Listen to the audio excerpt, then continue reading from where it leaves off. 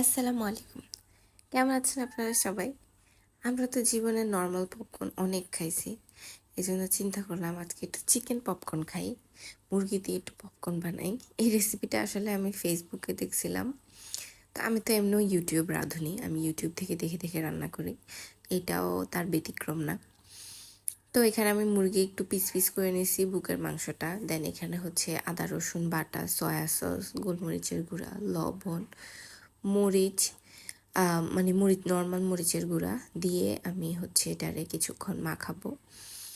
মাখায় এরপরে আমি এটা রেখে দিব হচ্ছে 15 মিনিটের জন্য, না সরি, আধা ঘন্টার জন্য।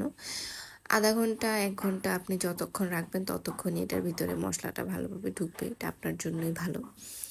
দেন আমি আধা ঘন্টা পরে এটাকে পাশে একটু ময়দা, একটা ডিম আর এটা হচ্ছে বিস্কুটের গুঁড়া। এখানে ব্রেড ক্রাম্ব নিতে পারেন।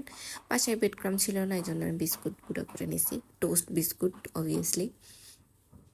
তারপরে আমি একটা চিকেনের টুকরা নিয়ে এটাকে প্রথমে ময়দার মধ্যে চুবাইছি, এরপরে ডিমের মধ্যে, এরপরে হচ্ছে ব্রেড ক্রাম্বসের মধ্যে। দেন আমি পাশে রেখে দিলাম। এরকম করে হাতে তুড়ি মেরে আমি প্রায় 1 বাটি চিকেন ম্যারিনেট করে ফেলছি, মানে কোটিং করে ফেলছি। আমার কথায় প্রচুর মিস্টেক হচ্ছে, I am sorry for that. এই জিনিসটাও আমি প্রায় 20 মিনিটের মতো ফ্রিজে রেখে দিছি, কারণ এটা ফ্রিজে রেখে দিলে এটার সাথে যে বাহিরের বিস্কুটের গুঁড়াটা এটা ভালোভাবে লেগে যাবে আর একদম ছড়ায়া যাবে না।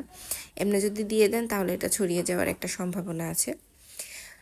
এই তো আমি আস্তে আস্তে করে সবগুলা চুলার মধ্যে দিয়ে দিতেছি। যেহেতু এটার বাইরে বিস্কুটের গুঁড়া আছে, এটা পুড়ে যাওয়ার সম্ভাবনা অনেক বেশি।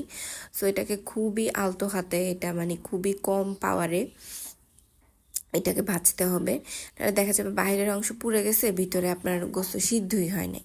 সো এদিকে একটা ভেজাল আছে।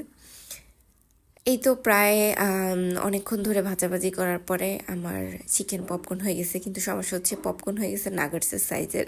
আরেকটু ছোট করা দরকার ছিল, কিন্তু আরেকটু ছোট করলে হয় কি ভিতরে একদম শক্ত হয়ে যায়।